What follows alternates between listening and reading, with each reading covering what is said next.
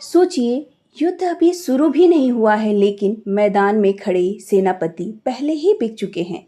किसी को बंगाल का नवाब बनने का लालच दिया गया तो किसी को अपार धन का, और इसी लालच ने एक शक्तिशाली नवाब को बिना पूरी लड़ाई लड़े ही अकेला कर दिया। यही वह मोड़ था जहां से ईस्ट इंडिया कंपनी ने सिर्फ व्यापार नहीं बल्कि भारत की सत्ता की राजनीति में प्रवेश किया।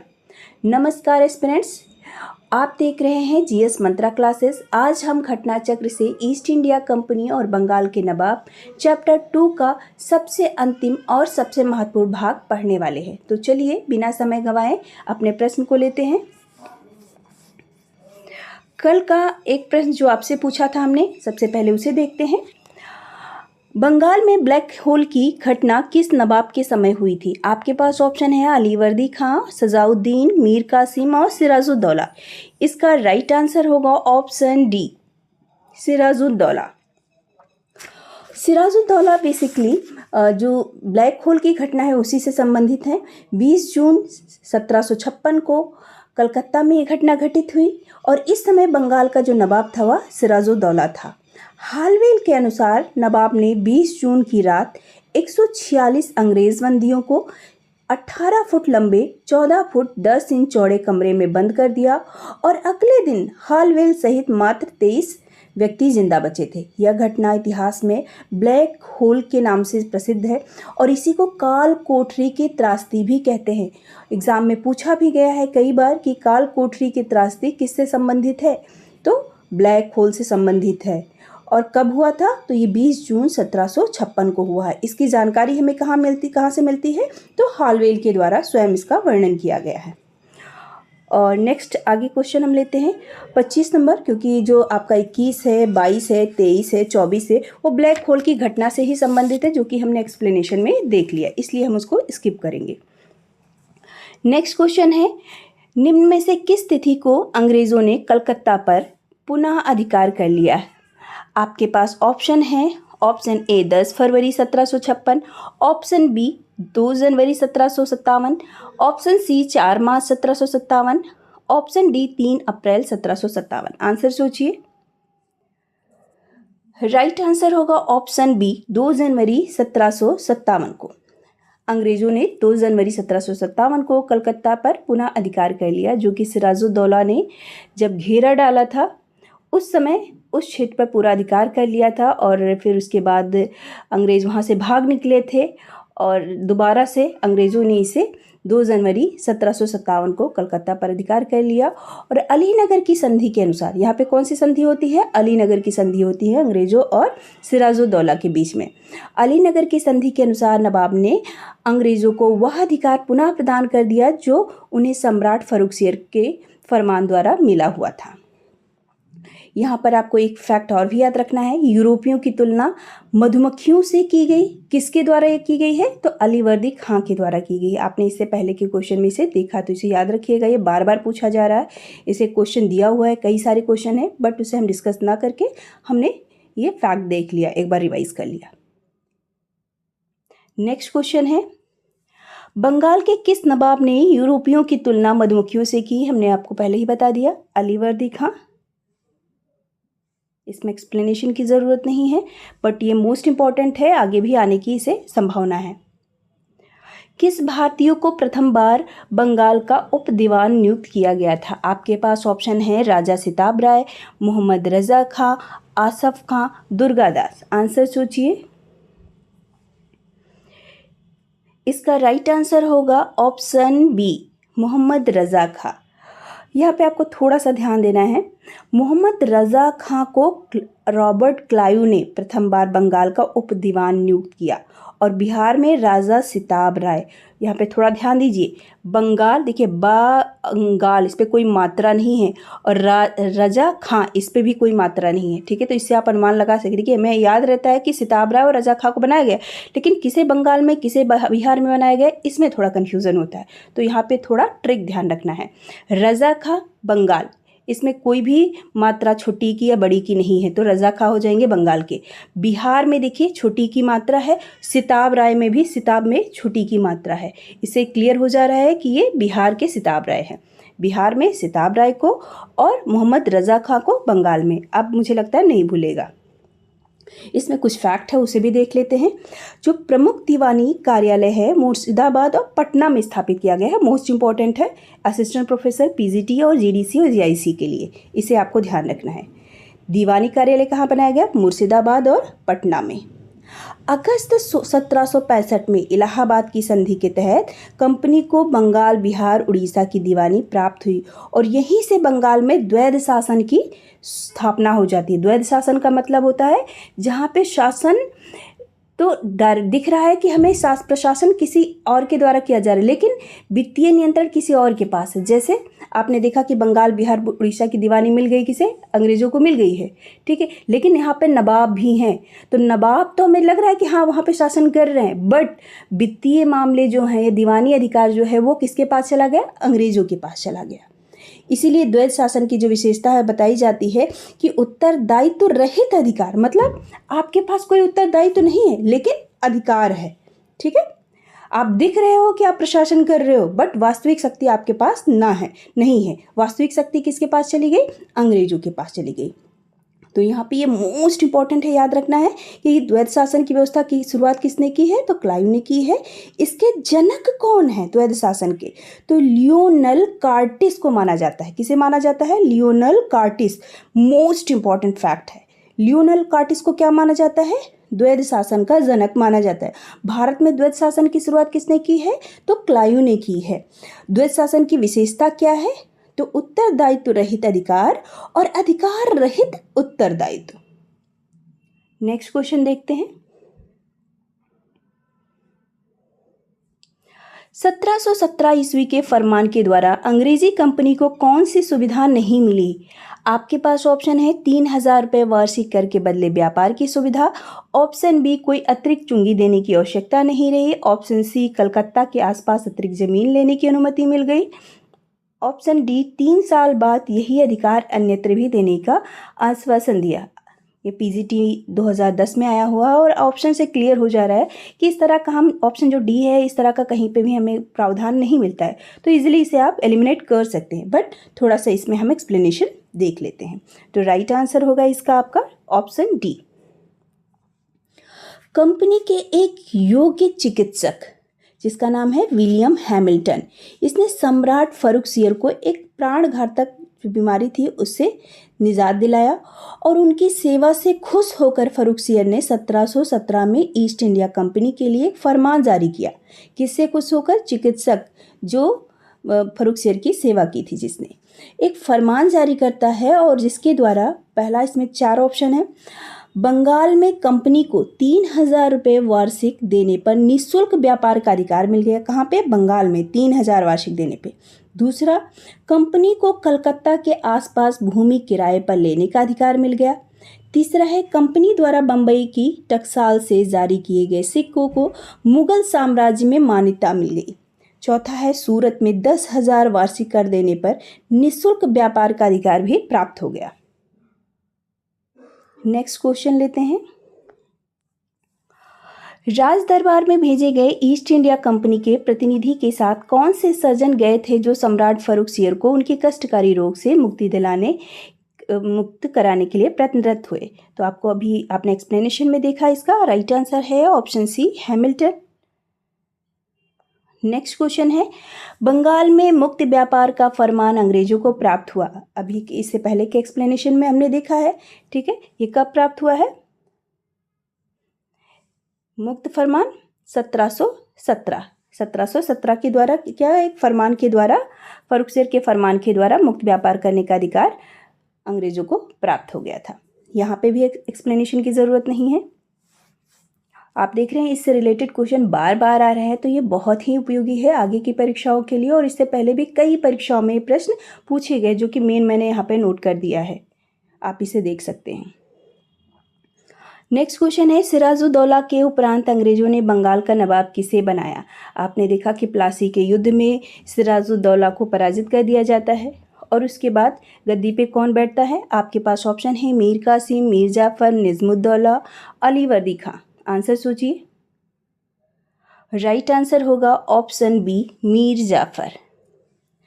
प्लासी के युद्ध 23 जून 1757 में सिराजुद्दौला के पराजय के बाद अंग्रेज़ों ने मीर जाफर को बंगाल का नवाब बनाया और इसी उपलक्ष्य में उसने अंग्रेज़ों को उनकी सेवा के बदले 24 परगने की जिम्मेदारी पुरस्कृत कर दी। इसके अलावा कुछ एडिशनल फैक्ट है जो कि मोस्ट इम्पॉर्टेंट है, वो आपको ध्यान रखना है। कर्नल मालसन ने लिखा है, किसने? कर्नल मालसन ने। ये पीसीटी में अक्सर ये प्रश्न पूछा जाता है स्टेटमेंट टाइप में, उसे ध्यान रखना है। कर्नल मालसन ने लिखा है कि कंपनी के अधिकारियों को अब एक ही उद्देश्य था कि जितना लूट सको लूटो। मीर जाफर सोने की एक थैली है जिसमें जब भी चाहे हाथ डाल लो। जितना लूट सको लूटो। मीर जाफर सोने की एक थैली है जिसमें जब भी चाहे हाथ डाल लो। किसने कहा है? कर्नल मालसन ने कहा है। दूसरा फैक्ट जो कि मोस्ट इम्पॉर्टेंट है, 1740 में अलीवर्दी खां ने बंगाल के नवाब सरफराज खां को गिरिया के युद्ध में परास्त कर बंगाल की सूबेदारी प्राप्त कर ली। तो पूछा जाता है गिरिया का युद्ध कब हुआ था, किसके बीच हुआ था? तो अलीवर्दी खां बंगाल के नवाब सरफराज खां 1740 में। नेक्स्ट क्वेश्चन लेते हैं। बक्सर के युद्ध के समय पटना में अंग्रेजी कंपनी की प्रभारी कौन था? हाँ, इससे पहले जैसे ये मैंने देखा 31 फिर 32 33 छोड़ा है क्योंकि ये इसी से प्लासी के युद्ध से ही रिलेटेड है, जो कि आपने फैक्ट देख लिया ऑलरेडी। बक्सर युद्ध के समय पटना में अंग्रेजी कंपनी का प्रभारी कौन था? आपके पास ऑप्शन है। Option A Ellis, Holwell, Verelst, option D एक से अधिक, ऑप्शन ई उपयुक्त में से कोई नहीं। आंसर सोचिए। इसका राइट आंसर होगा ऑप्शन ए एलिस। अक्टूबर 1764 में बक्सर युद्ध के समय पटना में अंग्रेजी कंपनी का प्रभारी एलिस था। इस युद्ध में अंग्रेज़ों की सेना का नेतृत्व कौन कर रहा था? हेक्टर मुनरो कर रहा था। Hector Munro. और मीर कासिम की सेना का नेतृत्व कौन कर रहा था? गुरगीन खां कर रहा था। देखिए, आपको ये तो पता है हेक्टर मुनरो जनरली फैक्ट मिल जाता है, लेकिन ये फैक्ट आपने शायद इससे पहले ना पढ़ा हो, ना पता हो आपको। इसे आपको बहुत ध्यान से नोट कर लेना है कि मीर कासिम की सेना का नेतृत्व कौन किया है? मीर कासिम की तो गुरगीन खां ने किया है। अंग्रेज़ों की सेना का नेतृत्व कौन कर रहा है? तो हेक्टर मुनरो कर रहा है। ठीक है। बक्सर युद्ध में मीर कासिम, शुजाउद्दौला और शाह आलम द्वितीय के नेतृत्व वाली सम्मिलित सेना को पराजय हुई यहाँ पे। ठीक है। नेक्स्ट क्वेश्चन लेते हैं। 35 भी मैंने छोड़ा है क्योंकि 35 भी इसी से ही रिलेटेड है। 36 नंबर क्वेश्चन, बक्सर के युद्ध ने कार्य को पूरा किया। कौन से कार्य को पूरा किया? तो प्लासी के युद्ध का कार्य, क्योंकि प्लासी के युद्ध में क्या हुआ था? एक नींव पड़ी थी भारत में अंग्रेजों की, और बक्सर के युद्ध में विजय के बाद ही भारत में वास्तविक रूप से ब्रिटिश प्रभुसत्ता भारत में स्थापित हो गई। इसे आपको ध्यान रखना है। ठीक है। तो राइट आंसर होगा ऑप्शन ए। नेक्स्ट क्वेश्चन है, बक्सर के युद्ध के समय बंगाल का गवर्नर कौन था? बक्सर का युद्ध कब हो रहा है? तो 1764 में हो रहा है। क्लायू कहाँ पे है? तो आपने क्लायू का देखा था कि 1758 से 60 तक भारत में था। उसके बाद वो इंग्लैंड जाता है और फिर कब आता है? 65 से 67, 65 से 67 मतलब 1765 से 1767 में भारत रहता है। और युद्ध कब हो रहा है बक्सर का? 64 में हो रहा है। इसका मतलब ये है कि 64 में क्लायू नहीं है, तो फिर कौन है? तो राइट आंसर होगा ऑप्शन बी, वेंसीटार्ट। ठीक है, इसे आपको ध्यान रखना है। इसमें एक्सप्लेनेशन की आई थिंक ज़रूरत नहीं है। नेक्स्ट क्वेश्चन लेते हैं। अंग्रेजी फौज को किसके द्वारा अतिरिक्त भत्ता, दुगना भत्ता दिया गया था? आपके पास ऑप्शन है मीर जाफर, शाह आलम द्वितीय, नजमुद्दौला, डुप्लेक्स। तो राइट आंसर होगा ऑप्शन ए, मीर जाफर। प्लासी का युद्ध 23 जून 1757 में। विजय के पश्चात क्लायू ने 29 जून 1757 को मीर जाफर को बंगाल के नवाब पद पर आसीन कराया। देखिए, सिराजुद्दौला है, सिराजुद्दौला के बाद कौन आता है? मीर जाफर बैठता है। फिर मीर कासिम आता है। मीर कासिम अंग्रेजों को लालच देता है और फिर वो गद्दी प्राप्त कर लेता है। तो सिराजुद्दौला, फिर मीर जाफर, फिर मीर कासिम, और फिर से मीर कासिम को हटा करके किसको बना दिया जाता है? मीर जाफर को बना दिया जाता है। उसी समय बक्सर की लड़ाई होती है और फिर मीर जाफर की मृत्यु होती है और उसका पुत्र नजमुद्दौला गद्दी पर बैठता है। ठीक है। नेक्स्ट क्वेश्चन लेते हैं। इसका राइट आंसर हो गया ऑप्शन ए, मीर जाफर। प्लासी के युद्ध के समय मुगल शासक कौन था? प्लासी का युद्ध कब हो रहा है? प्लासी का युद्ध हो रहा है आपका 1757 में। तो उस समय मुगल बादशाह कौन है? आलमगीर द्वितीय। Option C is correct. ठीक है, और आई थिंक यहाँ पे भी कोई एक्सप्लेनेशन की ज़रूरत नहीं। हाँ, कुछ एडिशनल फैक्ट हैं, उसे आपको ध्यान रखना है। मुर्शिदाबाद में मीर जाफर को कर्नल क्लाइव का गीदड़ कहा गया है। मोस्ट इंपॉर्टेंट फैक्ट है। मीर जाफर किसको कर्नल क्लाइव का गीदड़ कहा गया है? तो मीर जाफर को। कहाँ पर कहा गया है? मुर्शिदाबाद में। मीर जाफर ने अंग्रेज़ों को इतनी अधिक धन दिए कि उसे अपने महल से सोने चांदी के बर्तन भी बेचने पड़े थे, ऐसा कहा जाता है।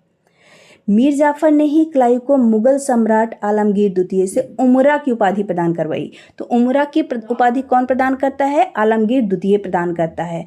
और ये कौन प्रदान करवाता है? किसके रिक्वेस्ट पर ये किया जाता है? तो मीर जाफर के रिक्वेस्ट पर किया जाता है। ठीक है, तो ये आपको फैक्ट याद रखना है। नेक्स्ट क्वेश्चन है, सन 1757 में सिराजुद्दौला को पराजित किया था। आपके पास ऑप्शन है, option A Lord Canning, option B Hastings, option C Clive, option D Cornwallis. आपको पता है, ये बिल्कुल क्लियर है, ऑलरेडी आपने एक्सप्लेनेशन में देख लिया है। 57 में क्लाइव। यहाँ पे भी कोई एक्सप्लेनेशन की ज़रूरत नहीं है, लेकिन हाँ कुछ एडिशनल फैक्ट है, उसे आपको देख लेना है। बंगाल के कवि नवीन चंद्र सेन के अनुसार प्लासी के युद्ध के बाद भारत के लिए शाश्वत दुख की काली रात का आरंभ हुआ। भारत के लिए शाश्वत दुख की काली रात का आरंभ किसने कहा है? तो ये नवीन चंद्र सेन के द्वारा कहा गया है। ब्रिटिश इतिहासकार पर्सिवल स्पियर ने 18वीं सदी को खुली और निर्लज्जतापूर्ण लूटपाट का युग कहा है। खुली और निर्लज्जतापूर्ण लूटपाट का युग किसने कहा है? पर्सिवल स्पियर ने कहा है। किस सदी को कहा है? तो 18वीं सदी को कहा है।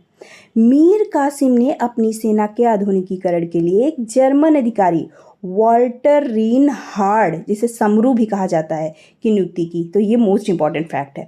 वॉल्टर रीनहार्ड की नियुक्ति करता है कौन? मीर कासिम। किस लिए करता है? अपनी सेना के आधुनिकीकरण के लिए। कौन है? एक जर्मन अधिकारी है।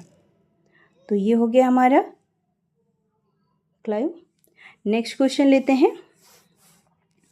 किस मुगल सूबेदार ने 1698 में अंग्रेज़ों को सुल्तानाती और कालीकाता और गोविंदपुरी की जमींदारी प्रदान की?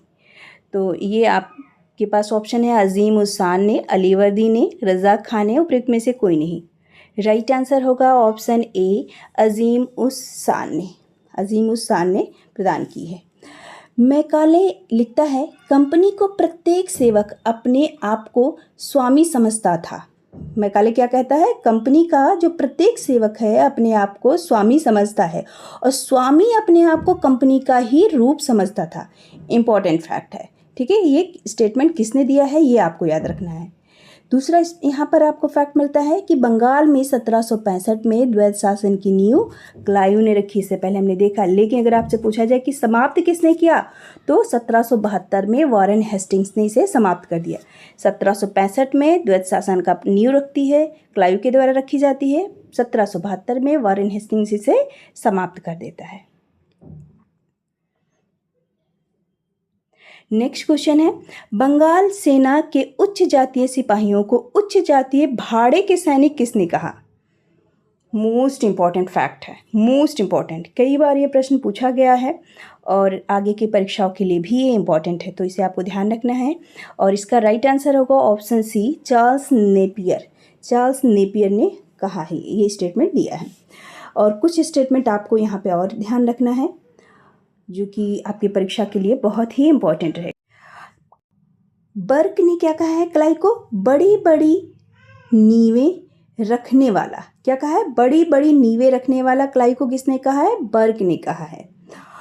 और कहा, जबकि प्रसिद्ध अंग्रेज इतिहासकार पर्सिवल स्पियर ने उसे भविष्य का अग्रदूत कहा है। तो क्लाइव को भविष्य का अग्रदूत किसने कहा है? पर्सिवल स्पियर ने कहा है। बड़ी बड़ी नींवें रखने वाला किसने कहा है? तो बर्क ने कहा। यह किसको कहा जा रहा है? क्लाइव को कहा जा रहा है। ठीक है, नेक्स्ट क्वेश्चन लेते हैं। जब प्लासी का युद्ध 1757 ईस्वी में अपने चरम पर था, तो कौन सिराजुद्दौला का साथ छोड़कर लॉर्ड क्लाइव के अधीन अंग्रेज़ों से जा मिला? आपको यहाँ पे पता होगा जनरली, क्योंकि ये फेमस घटना है। राय दुर्लभ, मीर जाफ़र, जगत सेठ, अमीचंद, ये सभी उनके साथ थे, ठीक है, सभी गुटबाजी में शामिल हुए थे। लेकिन यहाँ पर इम्पॉर्टेंट फैक्ट ये है कि जब प्लासी का युद्ध अपने चरम पर था, उस समय कौन सिराजुद्दौला का साथ छोड़ा था? तो वो ऑप्शन बी है, मीर जाफ़र है, ठीक है। एक्सप्लेनेशन आपको ऑलरेडी पता है, इसके बारे में हमने बताया है आपको। और ये लास्ट क्वेश्चन है और इसका आंसर आपको देना है, और नेक्स्ट क्लास में हम इसको डिस्कस करेंगे। ईस्ट इंडिया कंपनी को शाह आलम द्वितीय द्वारा बंगाल, बिहार, उड़ीसा की दीवानी कब प्राप्त हुई थी? ठीक है, इसे आपको कमेंट बॉक्स में इसका आंसर देना है, ठीक है। और तो इस प्रकार हमने घटना चक्र से ईस्ट इंडिया कंपनी और बंगाल के नवाब चैप्टर 2 के सभी महत्वपूर्ण प्रश्न क्रमवार तरीके से पूरे कर लिए हैं। यदि आपने चैप्टर 2 का पार्ट 1 नहीं देखा है तो प्लेलिस्ट में जाकर उसे ज़रूर देखिए। अगले वीडियो में हम चैप्टर 3 की शुरुआत करेंगे, जो परीक्षा की दृष्टि से और भी अधिक महत्वपूर्ण है। वीडियो उपयोगी लगा हो तो इसे लाइक करें, अपने साथियों के साथ शेयर करें और चैनल को सब्सक्राइब ज़रूर करें, ताकि आने वाली PY की सीरीज़ आपसे छूटे नहीं। धन्यवाद।